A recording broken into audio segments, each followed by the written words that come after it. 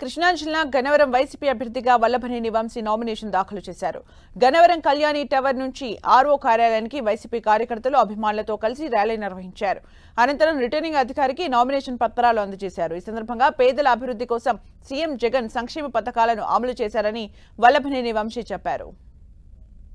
ఈరోజు గన్నవరం నియోజకవర్గానికి అసెంబ్లీ అభ్యర్థిగా వైఎస్ఆర్ కాంగ్రెస్ పార్టీ తరఫున గౌరవనీయ ముఖ్యమంత్రి జగన్మోహన్ రెడ్డి గారి ఆశీస్సులతో ఈ నియోజకవర్గంలో వైఎస్ఆర్ పార్టీ వ్యవస్థాపక సభ్యులు పెద్దలు పూజ్యులు గౌరవనీయులు బుట్టా రామచంద్రరావు గారు ఆశీస్సులతో అట్లాగే పెద్దిరెడ్డి రామచంద్రారెడ్డి గారు మిథున్ రెడ్డి గారు వైద్యరామరెడ్డి గారి సహకారంతో నా మిత్రుడు కొడాలి నాని గారి సహకారంతో అలాగే సోదరులు శోభరత్ రెడ్డి గారు